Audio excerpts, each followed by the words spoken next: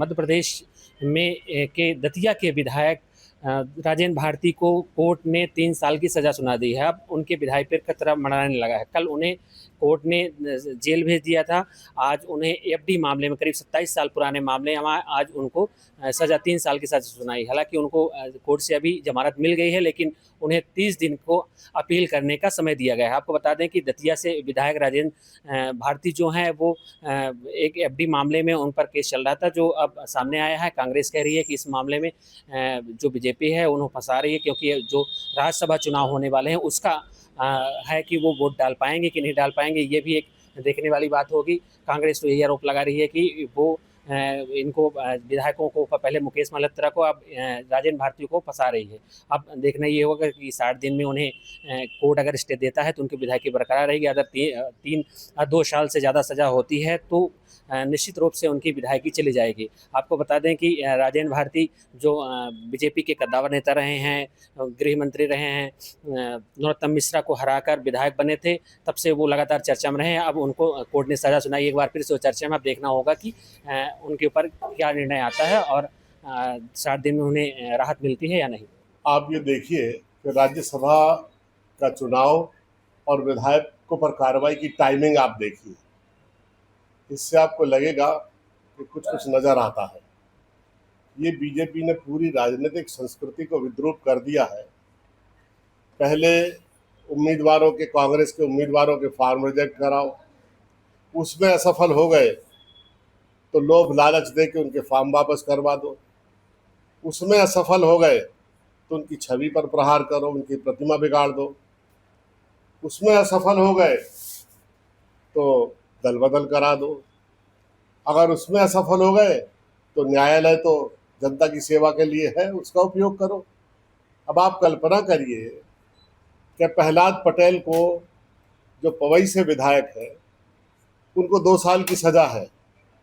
उनके वित्तीय अधिकारों पर रोक नहीं लगी, उनके वेतन भत्तों पर रोक नहीं लगी, उनके वोट देने के अधिकार पर रोक नहीं लगी, लेकिन मल्होत्रा के वोट के अधिकार पर रोक लग गई, उसके वित्तीय अधिकारों पर, वेतन भत्ते पर रोक लग गई। और यहाँ तक तो ठीक है। दूसरे नंबर पे जो आया है, जो 7000 वोट से हारा है, वो विधायक डिक्लेयर कर दिया गया। अगर आप एक मानवीय दृष्टि से और नेचुरल लॉ और जस्टिस की दृष्टि से देखें तो ये फैसला जो है, ये मन में समाता है क्या? ये समझ में आता है क्या? ये बिल्कुल समझ में नहीं आता। भारतीय जनता पार्टी ने भारत की राजनीतिक संस्कृति को रसातल में ले जाकर खड़ा कर दिया है। और जैसा पाकिस्तान में होता है कि एक दूसरे को जेल में डाल दो, एक दूसरे की छवि खराब कर दो, जो हमारा निर्वाचन आयोग है, जो न्यायपालिका है, जो स्वायत्त संस्थाएं हैं, जो एनजीओज है, जो ऑटोनोमस बॉडीज़ हैं, स्पोर्ट्स ऑर्गेनाइजेशंस है, सब पर कब्जा कर लो, इनको मिस यूटिलाइजेशन करो। ये बीजेपी की जो एक अधिकार की प्रवृत्ति है, ये लोकतंत्र के लिए घातक है और ये जनमत के बीच में आज घुटन और बेचैनी पैदा करने लगी है। कांग्रेस आगे क्या स्टैंड करेगी सर इस मामले में? हम लोग लोकतांत्रिक लड़ाई अंतिम सांस तक लड़ते रहेंगे। हमें न कोई डर है, हमें न कोई घबराहट है। बीना की विधायक है निर्मला, कोर्ट में उनका वो चल रहा है, उसकी नौकरी उनके वकील कह रहा नहीं, अभी तो वो कांग्रेस में ही है। अब देखिए, कोई इतना निर्लज्ज कैसे हो सकता है? एक महिला होकर उन्हें लज्जा आना चाहिए कि बीजेपी के मंच पे जाकर उन्होंने बीजेपी ज्वाइन की है। पूरी पब्लिक जानती है, उनके विधानसभा क्षेत्र के लोग जानते हैं। हमारे प्रतिपक्ष के नेता ने सदन में लिख के दिया है कि नियम संचालन और प्रक्रिया के तहत, दल बदल कानून के तहत इनकी सदस्यता को शून्य घोषित करके दोबारा चुनाव कराना चाहिए। लेकिन अपनी सदस्यता बचाने के लिए काम कर रही हैं बीजेपी में, लेकिन अपनी सदस्यता बचाने के लिए वो कह रही हैं अब तो कांग्रेस में ही है। मैं बता दूं, निर्मला सप्रे कांग्रेस में नहीं है, वो बीजेपी ज्वाइन कर चुकी हैं। उनमें अगर साहस, नैतिक बल और लोकतांत्रिक मर्यादा का जरा भी उनके मन में ख्याल है तो उन्हें इस्तीफा देकर चुनाव में जाना चाहिए। उनकी अकल ठिकाने आ जाएगी। जब भी वो चुनाव में जाएंगी अपनी जिंदगी में वो बीना से कभी चुनाव अपनी जीत पाएंगी।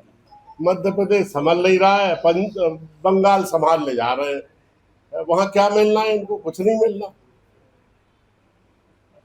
सर डायल 108 पे 1 साल के अंदर 1.5 लाख महिलाओं ने शिकायत की है और निवारण नहीं हो रहा है, क्या कारण मानते हैं? अब 50 रुपए रोज तो लाडली बहनाओं को दे रहे हैं और इससे ज्यादा उन्हें क्या चाहिए? कौन सुनेगा उनकी? 50 रुपए रोज दे रहे हैं। इतनी शिकायतें हो रही हैं, उसके क्या रीजन है? मतलब सरकार ध्यान नहीं दे रही है, दूसरे नंबर पर है। ये सरकार महिला विरोधी है। जितनी दुर्गत इस सरकार में महिलाओं की है मध्य प्रदेश में, किसी दूसरे वर्ग की नहीं है। चाहे वो छेड़छाड़ की घटनाएं हो, बलात्कार की घटनाएं हो, हमारी बेटियों की गुमशुदा रिपोर्टें हो, पूरे भारतवर्ष में सबसे ज़्यादा है और ये महिला प्रताड़ना का केंद्र बन गया है मध्य प्रदेश। आपके राज्य की खबरें, आपके शहर की खबरें सबसे पहले जानने के लिए देखते रहें अमर उजाला। चैनल को सब्सक्राइब जरूर कर लें और पाएं हर अपडेट।